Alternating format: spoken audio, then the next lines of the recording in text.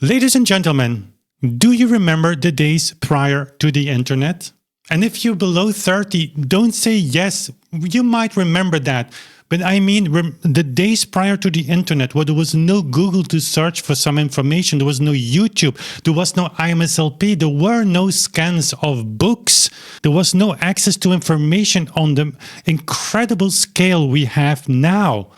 And I'm not saying like, yeah, I was there in the 90s, I was researching tempo already then, I was doing that. I remember I bought the book Chopin, vu par ses élèves, Chopin seen by his pupils by Eigeldinger. By the way, that's a must-have book. If you don't have that, just buy it. You can just start your own journey back into time there.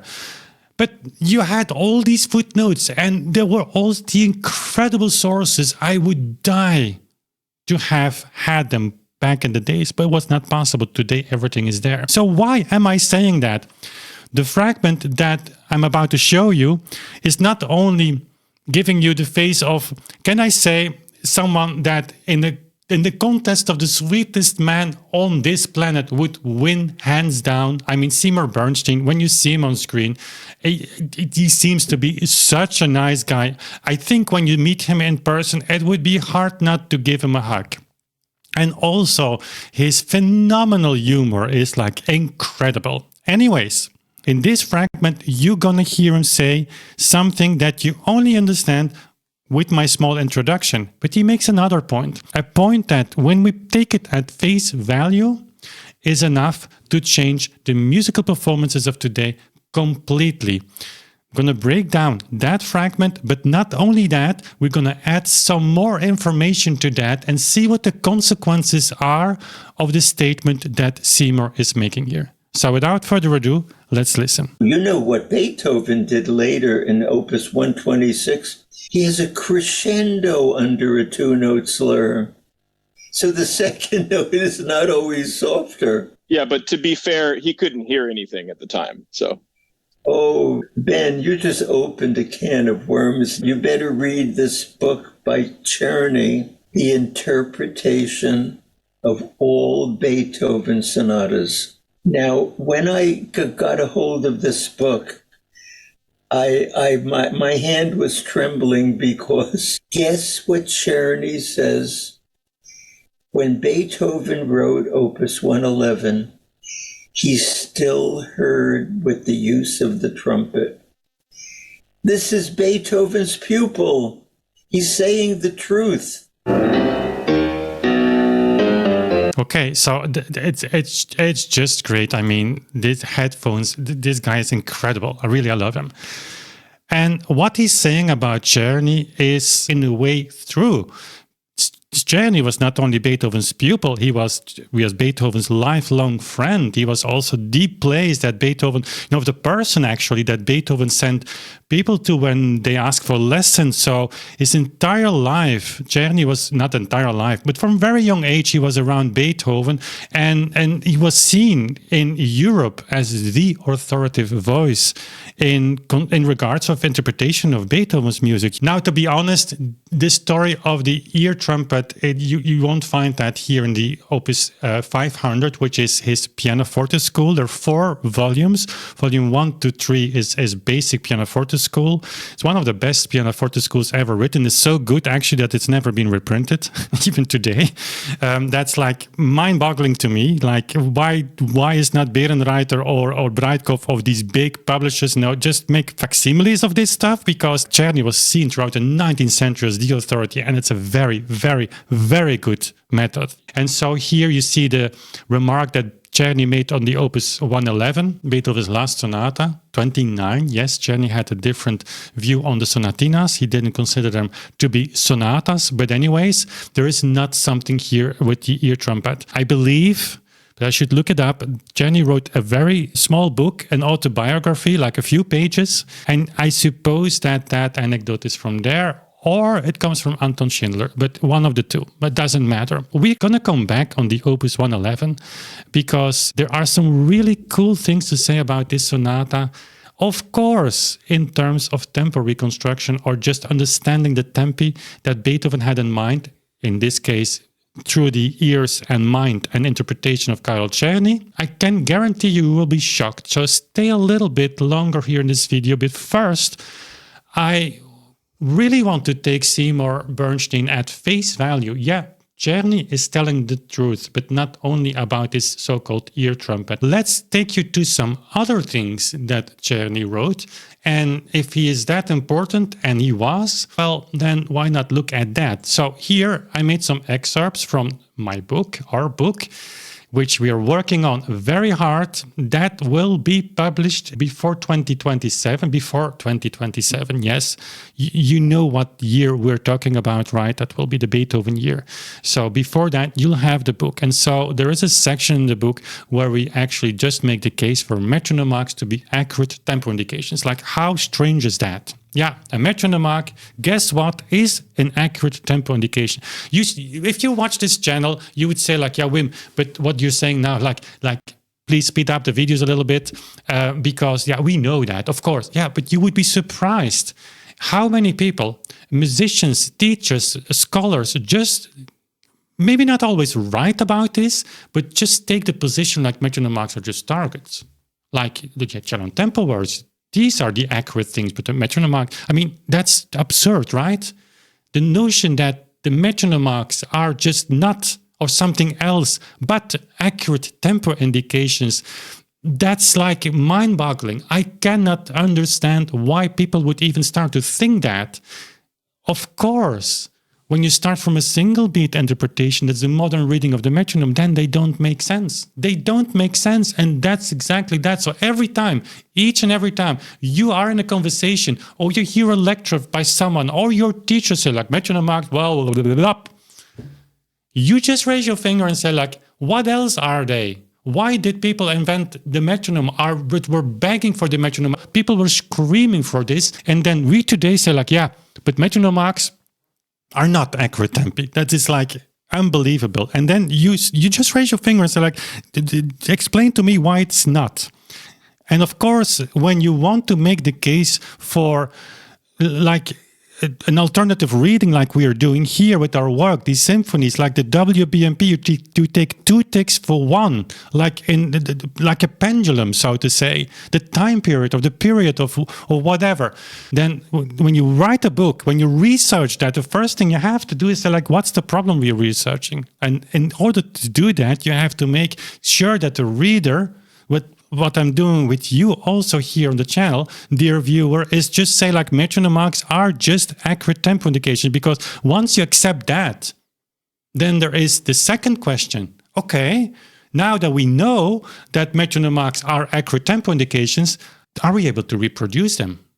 And of course, online, you will people say like, yo, I can do that, or you will find videos behind like a score that just like, I'm playing in tempo. Yeah, okay.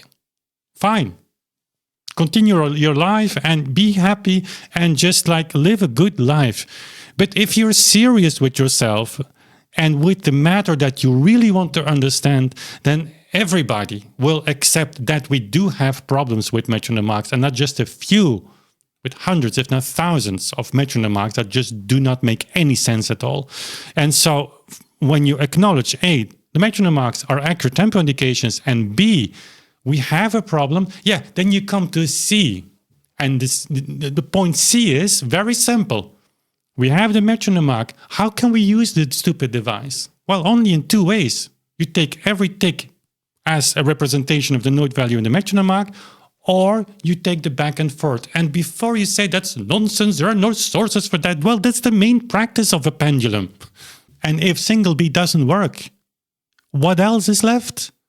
That's how simple it is. That's also why the book will start with a chapter like why you don't need to read this book. I mean, I think it's a great title, because you actually don't need to read any backup of the idea that the metronome historically was used like that. The facts are just in front of you, and it is a child's play to reconstruct those.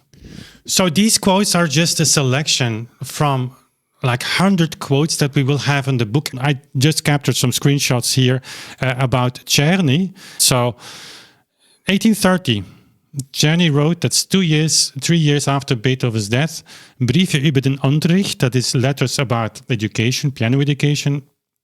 Very interesting. You can download that from the internet. Yeah, we live in the internet time. That's really cool. He writes, you must try to play the piece through. Really, that's to the student, by the way, I should mention that. So the letters to like a young student or a beginner, he gives advice to her. You must try to play the piece through really slowly to begin with, but strictly in time, and to try to practice like this until it goes as fast as the composer wants to have it, which is the metronome mark. So, guys, only this quote is enough to really question current performance practice, or the current reading of the metronome, I should say. In the same booklet, he writes, on the other hand, I ask you meanwhile to observe most carefully what any composer indicates in his composition at the top, the metronome mark, and try to perform every piece cleanly and fluently in the tempo specified by the author, for which Mels's metronome is of the greatest service for more recent compositions. So, guys, only this quote. If you would go to governmental administrations who subsidize, who fund like music education, and you would say like, yeah, but you have departments in conservatories, I mean, great, that teach you like this authentic performance practice, historically informed performance practice. And there are a lot of people playing the pianoforte, a lot of people like playing music, Beethoven. I mean, yes, obviously. But even you could say in mainstream classes where people just play on a Steinway, like the incentive is there to teach you something that is close to Beethoven, right? You're not going to a teacher to say like, teach me something that is absolutely not, remotely connected to Beethoven. That's not happening. But I would say in the hip department, so to say, of schools and conservatories, just giving this quote, it's one of the most important quotes if you're gonna play Beethoven. The quote that Czerny wrote to a virtual student, was not a real student, but like a young student, a beginner.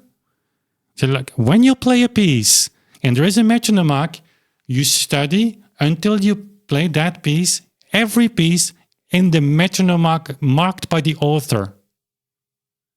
That would be enough to make teachers change their way of teaching, because this is impossible in the current reading of the metronome, in the current interpretation, in the current perspective, I would say, of performance practice today. And it is so strange that we go the other way. We read the metronome as I'm 100% convinced that the metronome was meant to be read in those days. There is no other solution. I went over the argumentation again. It's simple as it is. You don't need to be a genius to figure this out. Otherwise, I wouldn't have figured it out.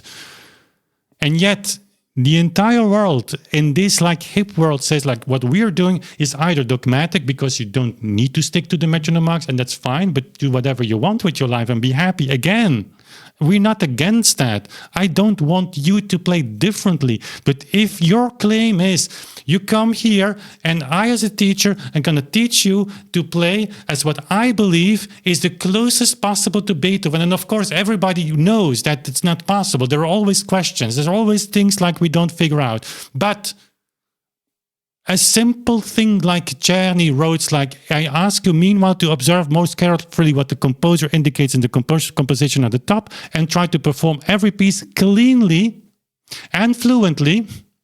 So no tricky tempo rubato flexibility things in the tempo specified by the author. That would just, that's impossible. That's impossible for single beat reading. And then from this governmental administration, I would say like, okay, but what are you teaching then? We have even Seymour Bernstein saying that Czerny had the truth in his mind, in his hand, concerning to, but that doesn't even matter. That doesn't matter. That's just the obvious. That's why composers gave metronome marks. But let's continue, because I'm, again, ranting in my podcast format. 1839, that's the fortepiano school. The English translation, you can check the pages out here. The metronome has more than one purpose. Firstly, one can find out the desired tempo of the composer and preserve it from now on. Cool, right? We have the tempi of the Hammerklavier Sonata. Yes, and since we now know from one of the closest people to Beethoven that you have to stick to that tempo, let's just do that, right? And go and read what Czerny had to write about the Hammerklavier Sonata. It requires a little bit of attentive practice. The guy performed it in 14 days as a premiere. Czerny did. Yeah. And you can, of course, like we made a video recently about a study that Norton did, like an article, Impossible Metronome Marks, by Czerny. And I mean, I cannot blame him. Norton is not an idiot. That's absolutely not true. But with this mindset, you know, I only see this, then you can only think like, okay, the guy must have been like something that we cannot even imagine anymore today. Well, I don't know with you, but I don't buy that. Our muscular and nerve system didn't change in 200 years. And if it would have changed, it would have changed for the faster and the more powerful. We are not weaklings compared to Czerny. I would say the opposite. He continues. Apart from this, from just performance, rein en voordrag, there is nothing more important than the correct choice of tempo. Nothing more important than the correct choice of tempo. Remember the words of Seymour Bernstein. It's Beethoven's pupil saying, there is nothing more important than the correct choice of the tempo, and the effect of the finest piece is destroyed if it is rushed, or even worse, if the performance is much too sluggishly. And of course, now people gonna jump into the comment, but hey, sluggishly, you see, you play too slow. Yeah, you cannot just take one thing out of the context and say, that fits my theory, because single beat is a theory. It's not something that you can really apply. It's not that no metronome marks can be reproduced in a single beat reading. That's of course there is. But there is statistically too many metronome marks that never, ever can be reproduced. And even if you broaden this group like with metronome marks that are highly problematic, or even make it a broader selection by saying, okay, these and these and these and these metronome marks, they are met, but rarely. But they actually know there's that many more people should be able to reproduce those. In that sense, of course, you know what I mean. There is nothing more important than the choice of tempo, and we, from a mainstream performance point, even hip performance point, cannot do that. How ridiculous is that? How much more evidence should people have to just go for this? Anyways, same book.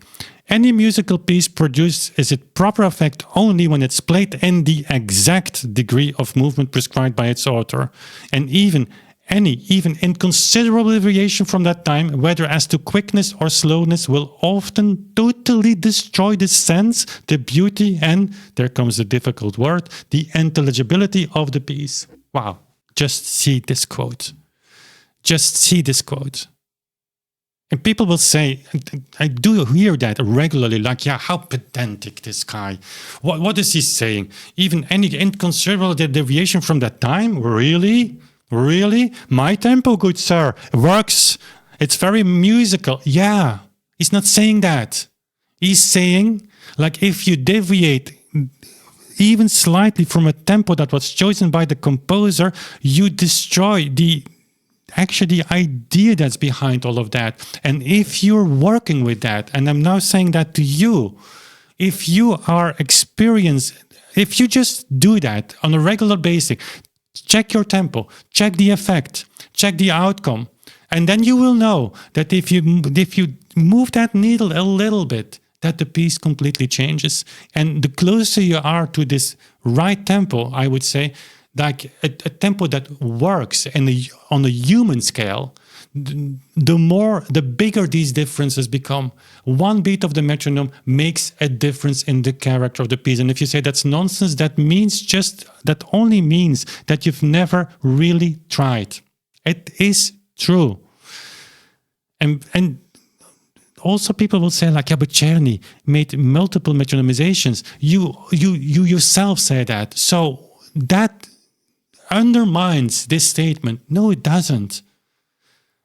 It's not the same. And I have said that before, but I need to repeat that. When Czerny really makes, and when Czerny makes another metronomization, when he changes a previous edition, like the Haslinger was the first, then he went on to another one. This pianoforte school also has metronome marks, and they differ, not really in a substantial way, but you will find metronome marks going from 126 to 130, 238, this range. Sometimes the differences are a little bit bigger.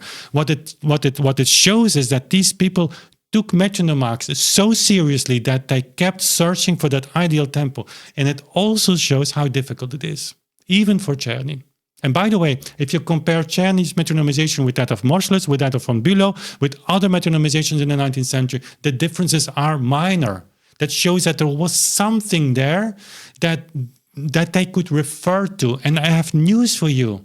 You can do that too. Thanks to these metronome marks, they were put into the score to make us aware of the original tempo and also to teach us how these composers 200 years actually thought and played. That's incredibly interesting. In fact, it's so interesting that I'm working on a notation course now. I'm finishing it. It will be 72 videos, but no worries, you will have shortcuts in which I guide you through the symphonies. Look at the notation, combine that with the metronome mark and with the Italian tempo word, and then we listen to this performance, and then you get really a unique overview. You will be able to say, okay, this feels like an andante, but an original one. That's super cool. First time that happens, it is only possible when you regard the metronome marks to be a whole beat metronome mark, but because otherwise, what's the use of talking about it? It's like in Martin Noortuin's doctoral thesis, like in 2016, many people go there to find the metronome marks, and it's a good collection, really. But he is disconnecting his research. In his preface, he's saying that in the beginning, like, I'm only here to create this Beethoven tempo system, but we're not going to say anything about the feasibility of these marks. Well, that's like the end of the current paradigm. If you're researching tempo indication from Beethoven, you're saying up front, like, guys, the outcome, we're not going to test it. Well, that's the end of the story. That's the last stop, before you have to do something else. That's why we call this a paradigm shift. There you have it. But there are more quotes. Here, Czerny in part 4. That's actually... in regards of what Seymour Bernstein was talking about, that's the part on Beethoven. He says here, as we presuppose that each pianist possesses one of Mels's metronome of the better, the loud beating sort, and employs in the way which we have directed in the 3rd volume of this school, we think it will prove acceptable to pianists if we everywhere indicate by it the time in which Beethoven himself performed his works. And now, of course, you will hear people saying like, yeah, but how can he possibly know? How can he remember? Well, we have sources from the 19th century that actually comment on Czerny's musical memory. It was phenomenal, but it doesn't matter. It doesn't matter. The fact of the matter, what really matters is like he says, like, I'm not giving you my tempi, I'm giving you the tempi that Beethoven used. And we have seen that, yeah, he made multiple metronomizations. So he was his entire life occupied with every edition. He took the opportunity to really rethink what he was previously thinking. Am I saying that the last metronomization is the best? No. All of the metronome marks that you have from this guy are valid. Why? Because he lived in that time. He was authentic. He was that time. He made that time. And so seeing that it was for him even difficult to really come to this feeling like, okay, this is the final thought I have, doesn't take away the fact that all of these metronome marks, he had, at the time of producing them, really the feeling like, okay, this is it, I'm going to publish that. And so you can take all of them. For the recording of the complete Beethoven keyboard works, we're actually taking the Haslinger. This is the first one. You could say that's closest to Beethoven, but whatever. But before we go to the Opus 111, just Anton Schindler, I know what people are saying about Anton Schindler, but read his book about Beethoven. put it into context. It's unbelievable. This is not a Beethoven biography, by the way. And if you are really skeptical, then read the English translation. It's not a translation by Moscheles, as many people say. It's annotated by Ignaz Moscheles, which is super, super, super cool. We have, from a direct eyewitness, the commentary on Schindler's biography. We don't need I would say, the current modern scholars, let's not say names, to downplay Schindler. We have Moscheles. Whenever he disagrees with Schindler in the first edition of the translated print of Schindler's biography, Moscheles is asked to annotate the guy. I mean, how that is like unthinkable today, but we have that. And so Schindler published, obviously, other articles as well. And here is just a quote from the Niederrheinische Musikszeitung, in which he writes in 1857, above all, in no case did Beethoven want to alter his tempo by a hairbreadth, because he had identified the right speed with the inner character of the piece or of a single element of it in a most exacting way. Now, whenever you hear people write or say some stuff that are like in discredit Schindler, just see this quote, just look at it, and then go back to Czerny.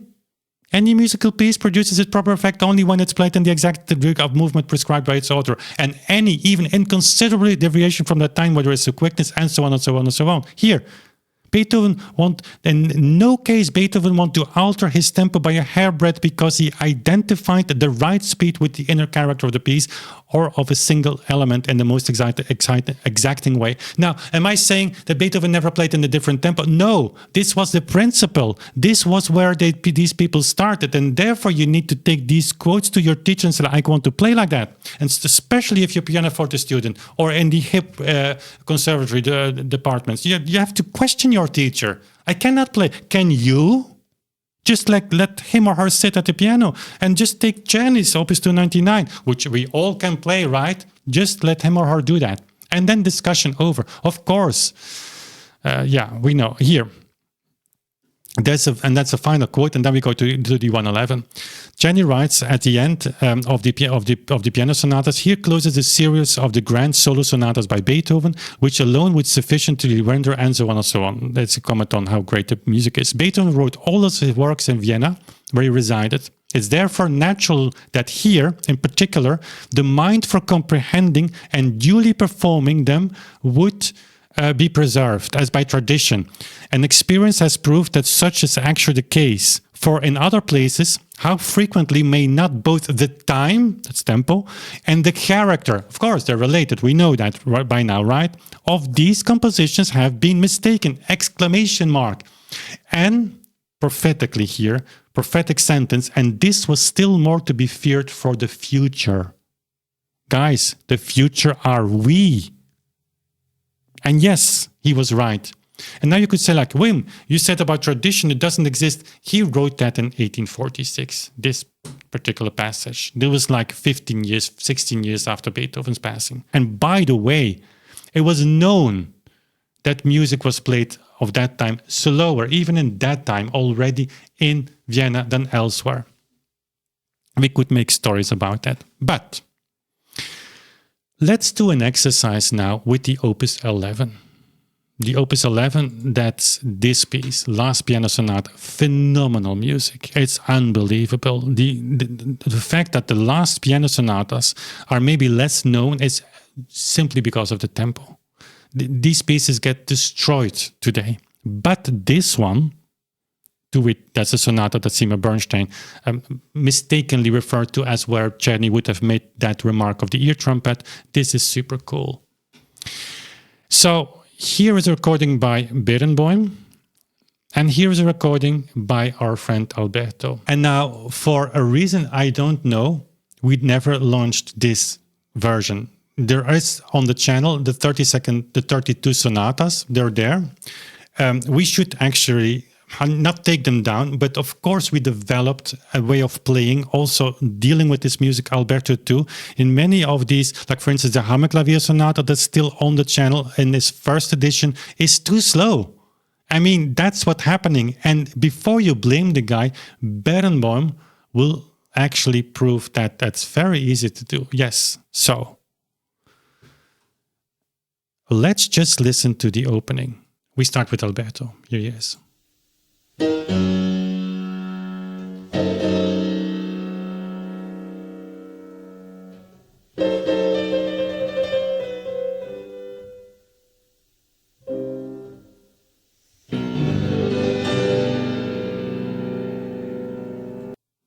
Okay, keep that in mind and compare that to this.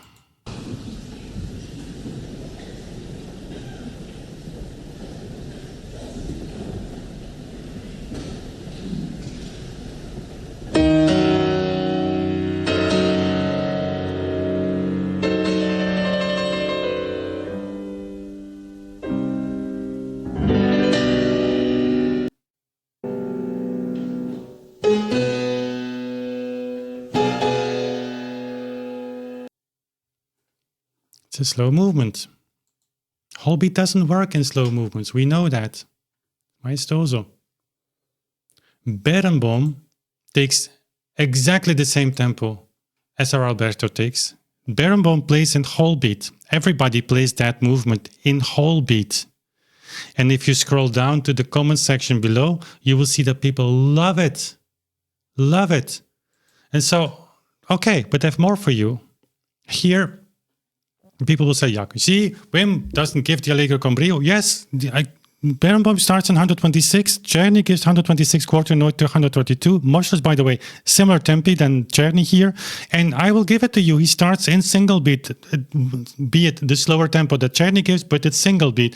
Though he slows down to 110, so it's not very stable. But 126 quarter note is a tempo that top pianist can play, but 126, I mean, I can elaborate on that, but it's not a gotcha. Let's move on to the slow movement, because this movement has one really difficult passage, which is the... so you have two Listesso tempi, where Beethoven actually keeps the beat, but then he adds, of course... If you look at this, it could be a score by Max Reger, like 1897. It's unbelievable how far ahead Beethoven was in this time, but it's this Listesso tempo. This is never, ever, ever, ever, ever, ever played in tempo. Ever. But there is more. I'm going to show you. You're going to hear how Berenbohm compared to Alberto plays this piece. Let's first start with Alberto. Here it is.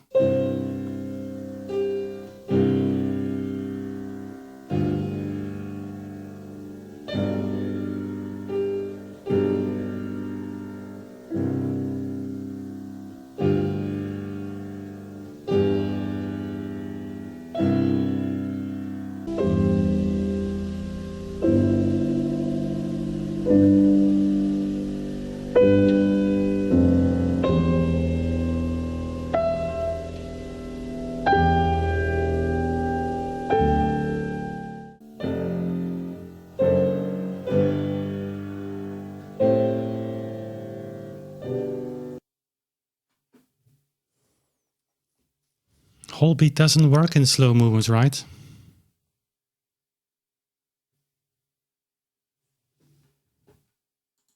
That's very strange then. Why does Berenbohm plays exactly in whole beat? And just look at the comments. YouTube, how dare you stick in a simply piano ad in this masterpiece? Beethoven at his finest. Beautiful. Beethoven being a century ahead of his time. Bouleversant et tragique. I listen to all and whatever. The second movement is straight from heaven. Astounding. Still blows my mind how someone can memorize whatever. I feel something great in everything in this sonata. It's whole beat, eh? These people are commenting on whole beat. A deeply impressive and profound interpretation. Is there anything more beautiful than the music at the same time so painful? Just scroll through these comments. It doesn't get better than that. And so on, and so on, and so on. But there is more. Now we go to the Listesso tempo. Let me pull up the score one more time for you to really see this. And maybe we just we stick to the score because it's really cool to follow it. Listesso tempo. So 12/32. Here's Alberto.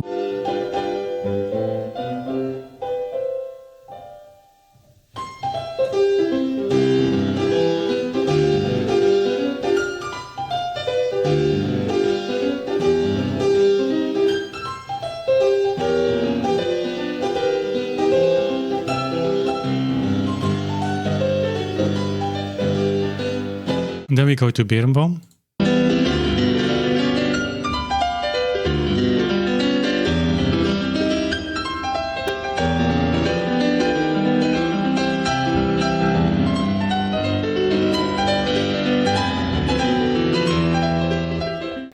So what Beerenboom is doing here is actually wrong.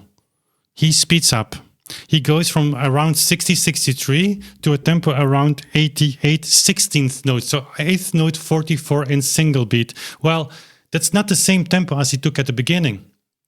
But if you start from a single beat version, of a single beat reading of the metronome, then of course, the Maestoso at the beginning was in whole beat, the beginning of the Adagio Molto was in whole beat, exactly whole beat. Now we're speeding up to make it a little bit more exciting. Also, because this passage is known to be very difficult, and once you have this notion or this connotation that music is supposed to be difficult, what are these virtuoso pianists doing? They want to showcase their virtuosity, their technique, and they're using the music actually to do that. You could say abusing the music, because in this case, well, you could say it's an interpretation. But would you dare to go to Beerenboom on stage like, why, Mr. Beerenboom, why didn't you play l'Istesso tempo? Beethoven marks it 2 times, like same tempo. He wouldn't dare to do that, because he would be quite not the most amused, I think. You wouldn't get the answer from Beerenboom like, yeah, because I personally like it. No, he would look at you and destroy you probably. I don't know. It would be a cool question to ask, right? But from the score, from the position of the score, it's not right. But it's starting from a whole beat perspective, a whole beat performance. That performance, and all pianists play it in the same way. Huh? I'm not featuring Beerenboom as just one example. No. That's the thing, of course, with performance practice today. We play in the same way about. But Beerenboom is doing this, only not for the symphonies, of course, but for this sonata. Everybody loves it. But then the l'Istesso tempo, he speeds up to 88, so 44 eighth note, so to say, but it's not fast enough.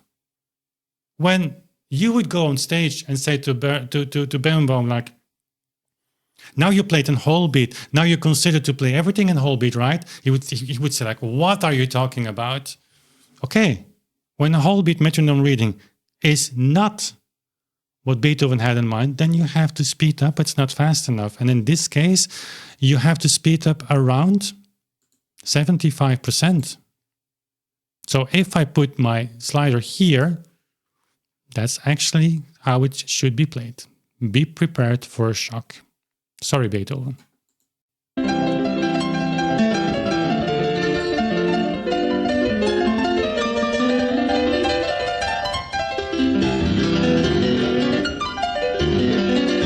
And so there you have it. I'm sorry for the long video.